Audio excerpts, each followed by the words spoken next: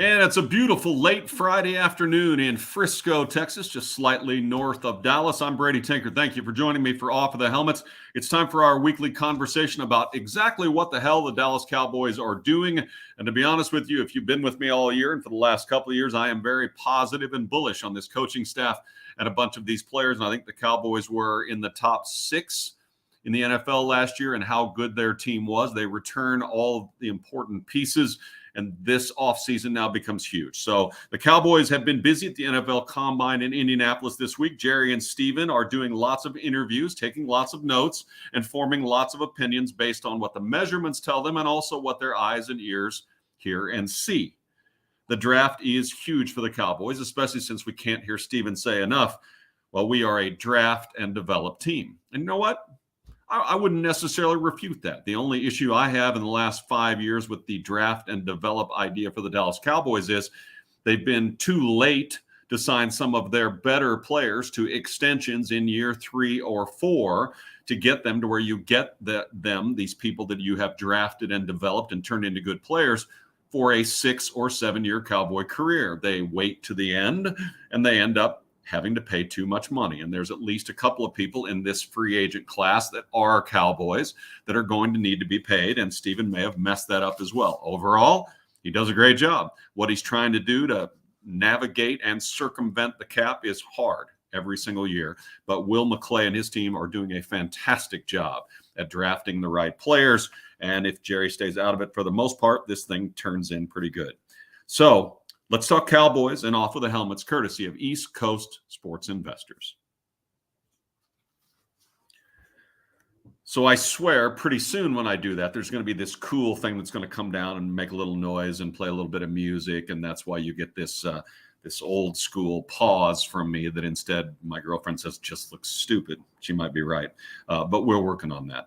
East Coast Sports Investors has taken us in and gives us the opportunity to be spread throughout the country and throughout the world on all kinds of podcast platforms. And then certainly for those of you who are joining us live on YouTube today, I appreciate it. Once a week for now, as I transition into a couple of different types of careers. And as the season draws closer and we get towards camp, certainly we'll do 2 a week, and I'll do a lot more updates weekly from the Cowboys facility at the Star in Frisco. So if you play the hits, which is what I was told early in my career, some 26 years ago, I remember doing my first radio show, and it was a 3-hour radio show. And at the end of the first hour, I had shot my proverbial load. I gave you everything that I had. I gave you passion. I gave you this. I banged my fist on the table. I told you I knew, and I spread it. And then that was it. And so during the break before the second hour, I called the guy who had hired me and I said, "What do I do now?" And he said, "You do it again," because the audience changes in radio roughly every 15 minutes. So you reset at the top of every hour and you do the best stuff again. So do what you just did. Do it with a few less hand gestures, please, a little bit less cussing, and keep the thing going. He also said, never forget, play the hits, which in this town means talk Cowboys. It doesn't make any difference what month it is or what day it is or what time it is. Just talk Cowboys. So we're playing the hits.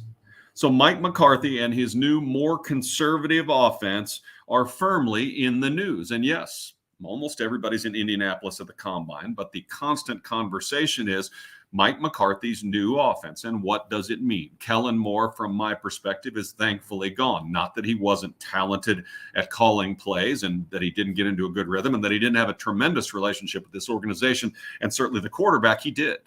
But I don't think he was what was best in the end up to this point for that quarterback. This team needs an offensive system, a true system. They haven't had one in 5 years, a true system. So they're going to a hybrid West Coast short, quick passing offense that will accentuate the run. I'll give you some Mike McCarthy quotes pretty soon. As a matter of fact, I'll give you one now. "I've been where Kellen was been," he said this week at the Combine. "I've been where Kellen's been. I was an offensive guy, and I wanted to make the scoreboard light up. I wanted to always light the scoreboard up." He said, "But now, as an older veteran coach, sort of what I did in Green Bay, I want to do more of here in Dallas. I want to run the damn ball." Okay? Now, he goes on to say several more things. But 2 things here, and honestly, maybe 3. One, Mike McCarthy kept Kellen Moore as his offensive coordinator when he got here, what will be 4 years ago, because Jerry asked him to, because Jerry and the Cowboys, almost since the day they drafted Kellen Moore, and he got here and really impressed them with his creativity, his brain, his football IQ, his knowledge of offense, and the ideas that he had, and the way that from the day he got here, he could express them to coaches. They loved him. And so when Mike got here, coming in and saying, putting your fist on the table after you've been out of football and been in the barn in Wisconsin, and coming in and saying, I'm also going to be the walk-around head coach, which Jerry Jones really wanted, and I'm going to revamp and run the offense, would have been a lot, quote, would have also been risky, because one of the things that you and I have gotten used to, whether it has worked or not, is the last 15 years in this football team, for the most part, almost every year has been an offensive year. This has been a sexy, exciting team through Romo's career and through the beginning of Dak's career. There's just no doubt about it. So for Mike to come in from the beginning, from year one, and say, we're flipping all of this, and I'm getting used to all these new coaches, and I'm taking on coaches that weren't my coach, certainly Kellen Moore was not, he was right not to do it. Item number 2, Mike has always been a conservative head coach. He had Aaron Rodgers in Green Bay. So when run didn't work, or screen passes, or simple offense that matriculated the Hankstram style ball down the football field didn't work, he had a Hall of Famer who was genius at not having to fire the football, but at releasing it on time. Also genius at reading defenses, understanding when he got to the line of scrimmage, when he looked out there, wait, option 1 is gone, option 3 is probably gone, I should look at 2 and I should look at 4, or I have Aaron Jones or some version of that over there, and I'll just wait just a second. I have a really good offensive line. We'll let them do their thing, and we'll run a little screen, or we'll just check it down to Aaron Jones, because we'll get 6, we'll get 7, and we might get 80. And that's what they did. But he also had a Hall of Fame quarterback. Dak Prescott's not going to the Hall of Fame. The number one reason, this isn't to say that he won't get better at it, is he's not great at reading defenses. He's not great at doing what I just said Aaron Rodgers did, which is looking at the field, right? We saw Peyton Manning do it. He maybe should have been MVP every year he played in the league. Tom Brady, the same. Tom Brady puts 5 wides or 5 receivers out there and sees what cornerbacks or safeties line up against who, and he looks over and he says, no problem. I'll get 5 right there. I'll get 7 right there. Somebody might break a tackle. And he dissects defenses. It is not a Dak Prescott strength. And maybe it's not even his fault. If you want to go all the way back to year 1, when Romo got hurt and Dak came in, Zeke was on his way to 1,800 yards. The offensive line was phenomenal. The running game overall was phenomenal. The defense had a pretty good year, and Dak's off 9-1, and we're never taking him out, even though they probably should have. Romo was ready in week 10. Every scout, every coach that I knew that was in that facility that year when Dak was taking over said, Romo's back. He's 100%. He's the guy that should be in. He's the guy that will lead you the farthest in a playoff run. Buy it or not. But what it would have done for Dak Prescott is it would have taken a kid who took absolutely 0 snaps under center at Mississippi State. None. So when they begrudgingly drafted him in the middle rounds, after they tried to trade up to round 1 2 different times, after they tried to trade late for another quarterback, they exhausted every opportunity, and then they begrudgingly took Dak Prescott because he hadn't taken a snap under center. Mostly he was an athletic guy, and he had so much to learn about the NFL game. Yet in week number 2 of his rookie NFL season, he's thrust into the game because Kellen Moore is also hurt, and we've never looked back.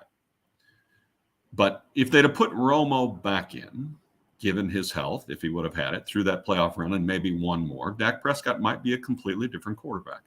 Because when I met Dak at camp that rookie season, I said, what's the most fun thing about hanging out with Romo? And he said, he's Yoda.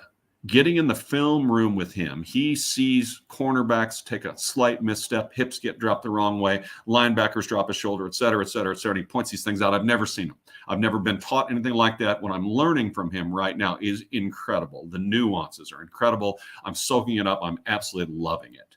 Just a matter of a month or so later, he's thrust into the job. The running game is good. The defensive good. But everybody should have been able to see everything was lining up perfect. It was going too well. And the truth is, what you thought was true A month earlier, Dak Prescott hasn't taken snaps under center. Dak Prescott is not ready to read NFL defenses. None of it changed. He just had a hot few games, and the Cowboys had a hot few games. I'm off on a tangent. The bottom line is, if you'd have done that, and Romo would have finished that season, however far they'd have gone, and the next one, you would have a much more able, gosh, very terribly said, but you would have a much smarter Dak Prescott when it comes to relaxing and reading defenses. It's just my opinion. And by the way, you wouldn't be sitting here on this contract that you don't know what to do anything with. So you're instead, because you're kind of stuck, going to extend it. All right, that's the end of my run. So I had item number 1. McCarthy kept Kellen Moore as offensive coordinator because Jerry asked him to. Item number 2, Mike has always been a conservative coach, but he had a Hall of Fame quarterback. And item number 3, I said there might be 3. This move to a ball control offense, and we're coming back to the point, is about helping Dak. Mike McCarthy loves Dak Prescott, the man. I absolutely firmly believe it. 1, because he's incredibly likable. He's a great teammate. He's a leader. All the things that you hear that you think may be fluff are not. This is a wonderful man. This is a wonderful person for your locker room, and he's a pretty good quarterback. But we can't have him throw the equivalent of what might have been 22, 23, 24 interceptions if he'd have played all the games.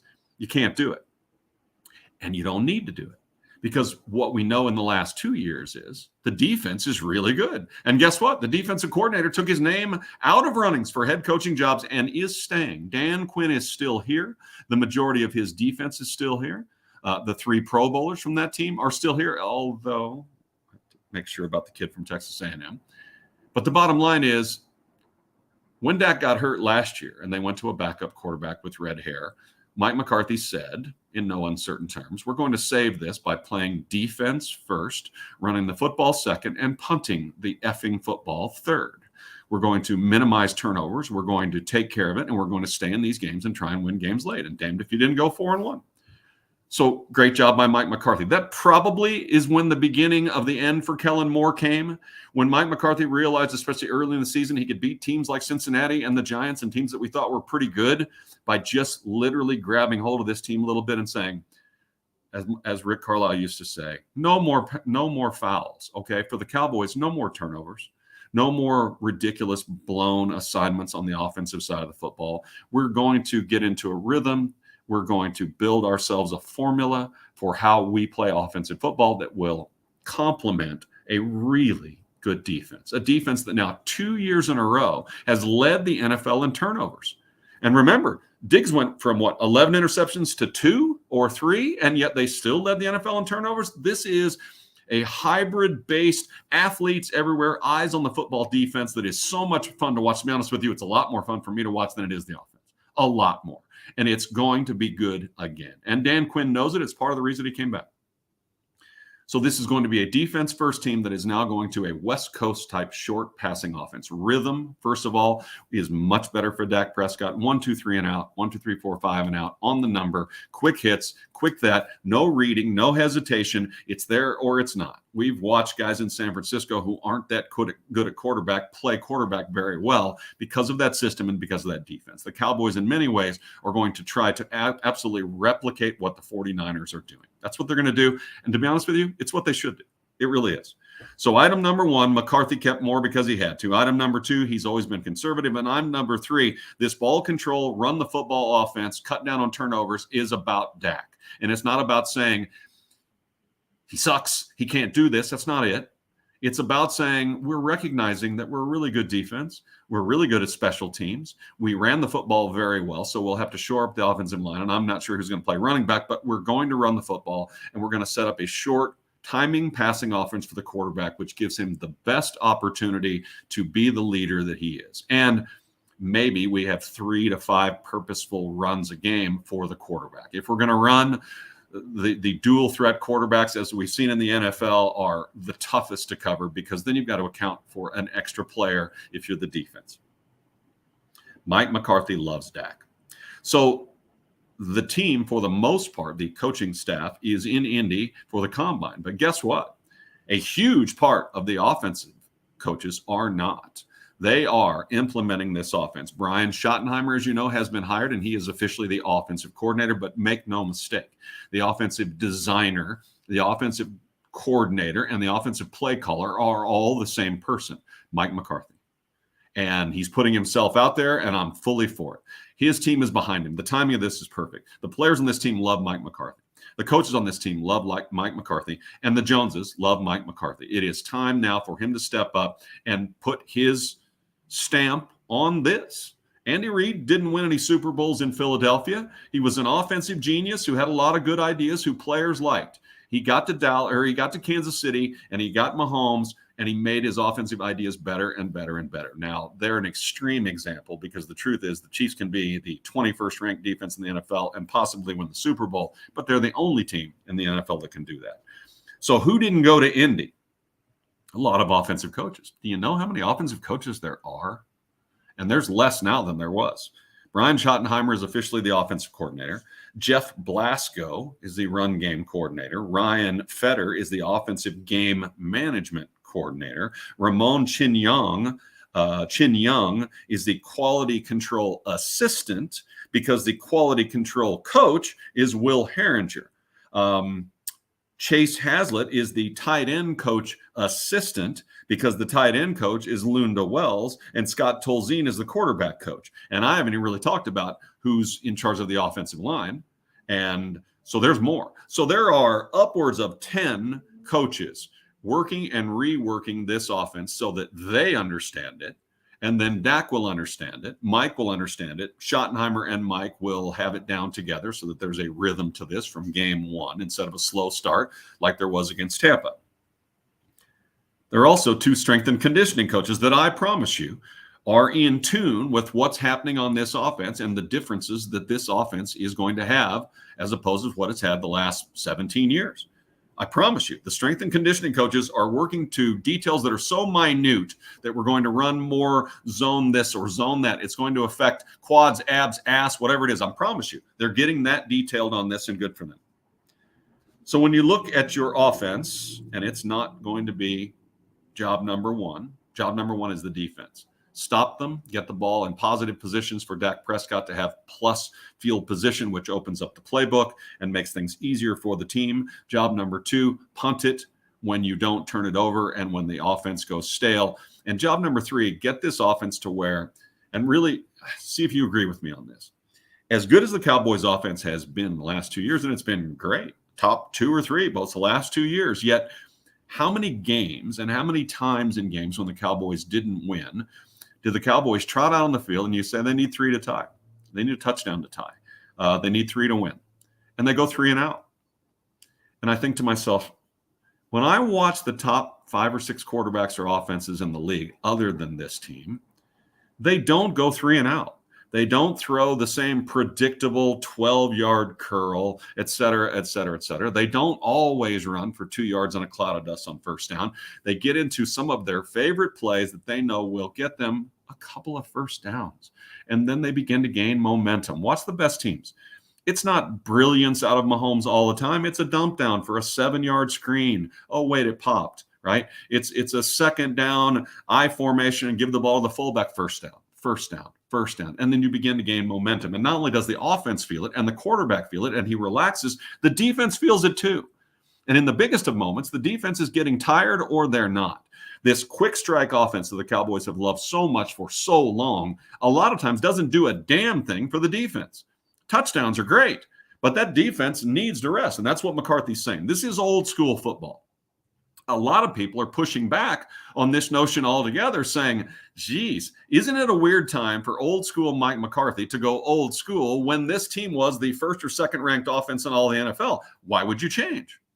Well, first of all of you love this, 26 years of futility, 26 years of leading with your sexy offense that in the end doesn't work. Much like the Dallas Mavericks. Fun to watch the Dallas Mavericks in quarters 1 through 3, but the offense isn't nearly as good in quarter number 4 because Luke is fat and he's tired and only really one person can score. I keep going backwards. I apologize.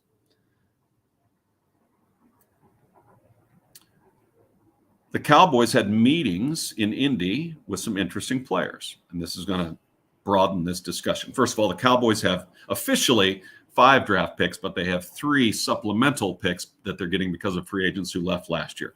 So they have a first, second, third, fourth, a fifth, and 2 additional fifths, and a 6th of supplemental picks. That is an estimation. That is not set yet exactly where those fall. But the Cowboys essentially will have 8 picks. They also have a 7th round pick.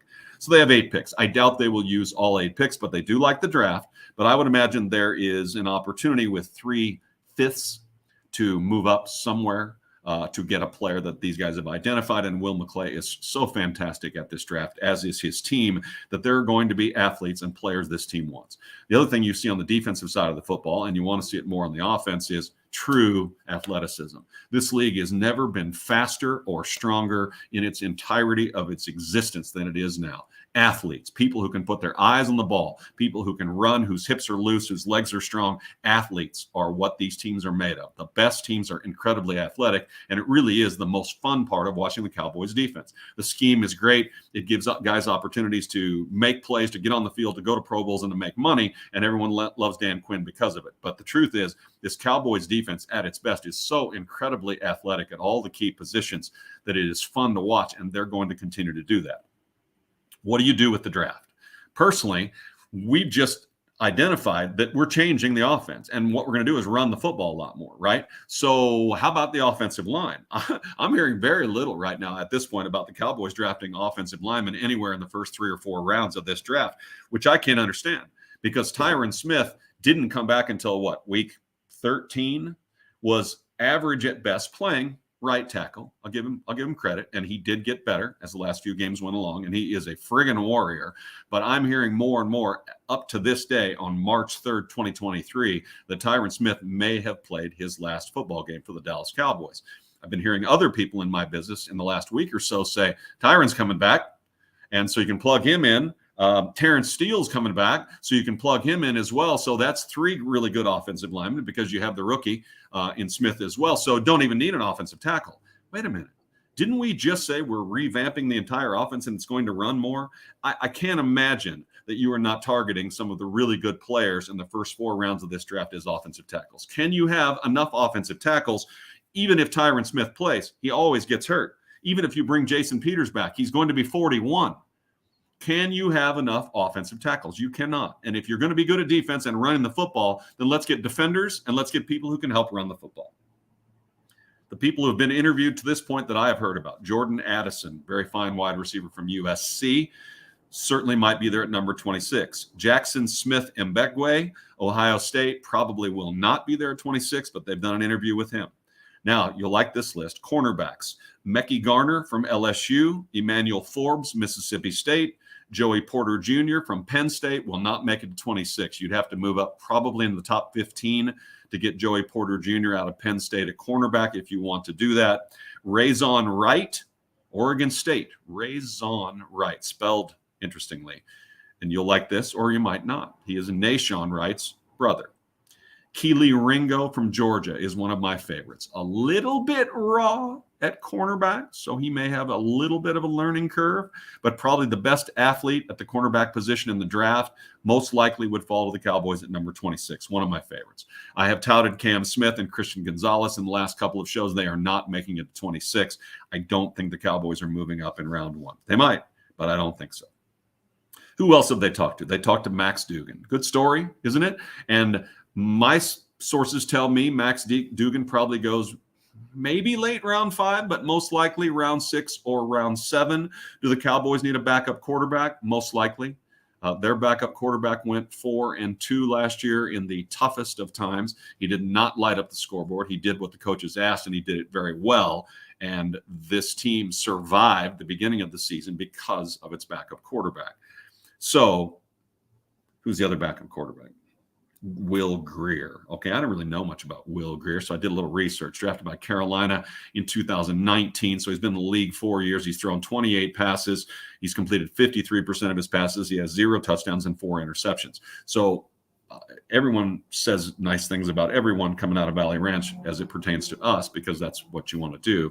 I don't think Will Grier is your backup quarterback. If Max Duggan's there in round 6 or 7, and this team has professed an interest potentially, from what I hear, and I haven't found out who it is, in moving into maybe round 1, 2, or 3. They're having a dalliance with drafting a quarterback early.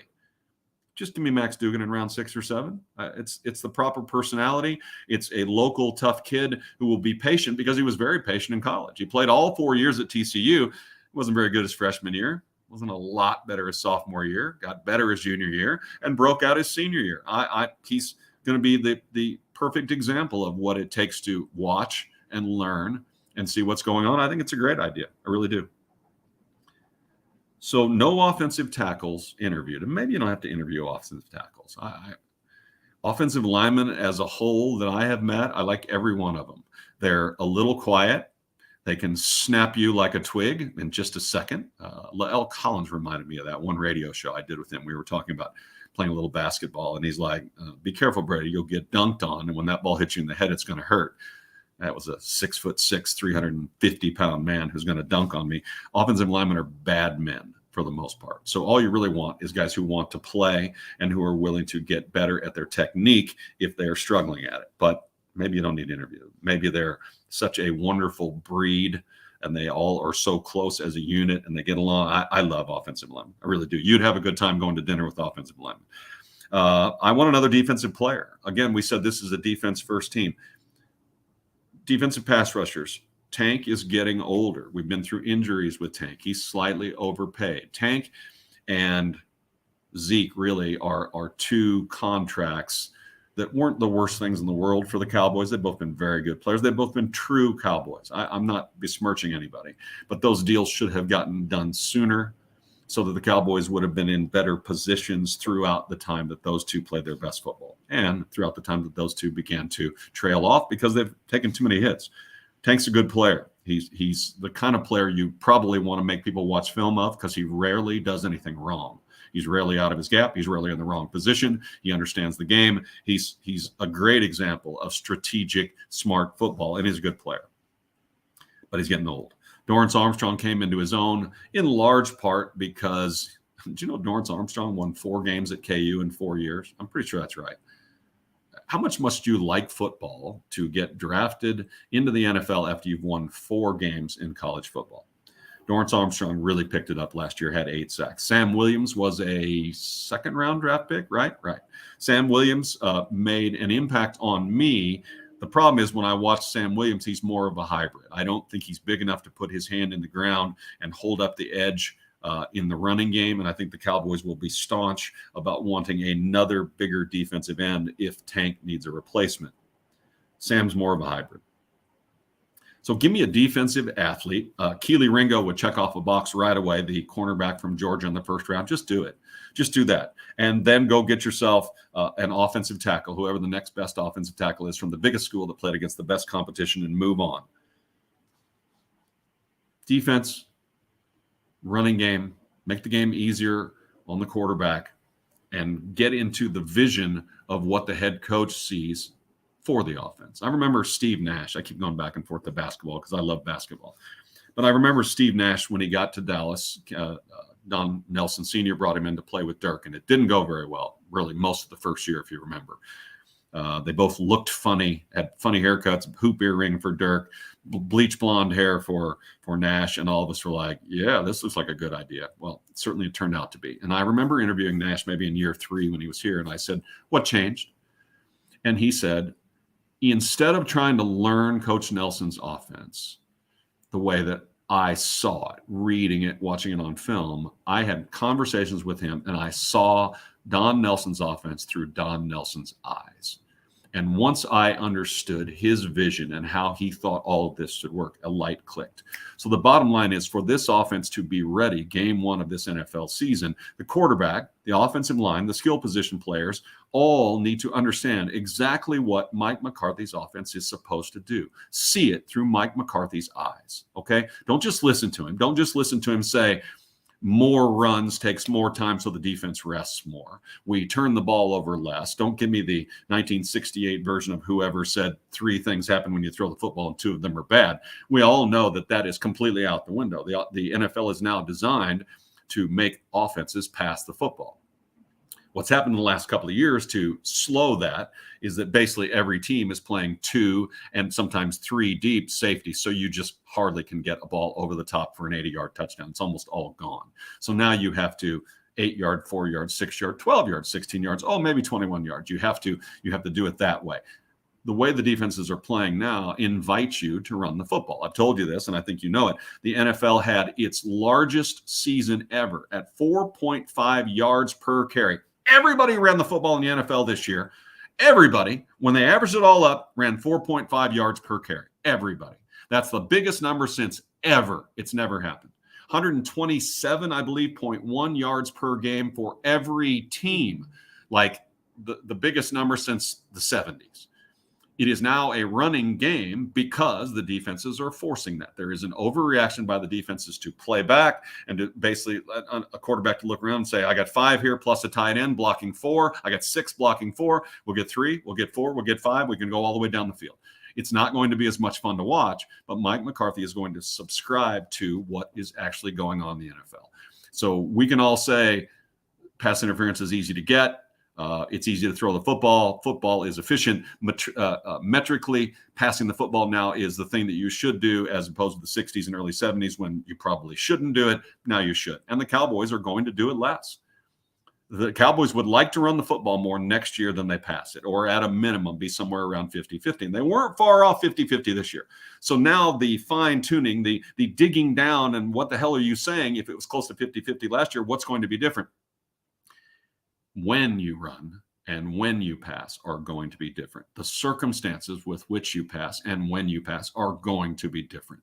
No more second long, no more third and long. We're going to do things in a short, compact, concise offense that, to be honest with you, the Chiefs did this year as well. And San Francisco did it this year as well. They really did. And the 4 best teams that made it to the conference championships were the 4 best teams, and they had efficient offenses. Cincinnati was very sexy with their 2 great wide receivers and a tight end that had a great year. But the truth is, he dumped that ball off over and over and over and over and over again. He did. And they ran the ball very effectively in Cincinnati the last 2 years, and that's why they made it to the Final Four. One year they made it to a Super Bowl, because they were efficient, because they made less mistakes, because they are slightly ahead of the curve. So when you're sitting here, the world tells you the NFL curve says, throw the fucking ball. Well, if you've got one of the top 5 quarterbacks in the NFL and great wide receivers, maybe you can throw the football a little bit more. But the rest of us need to run the football more and play more defense. The Cowboys are going to do just that. And what's on page 5? Lots to do for the Dallas Cowboys. Mike McCarthy is stepping up, in my opinion, taking over the offense, nicely moving Kellen Moore along, and he got another job, and congrats to him. He did a good job.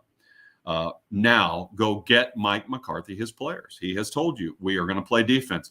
Need a cornerback, maybe 2, right?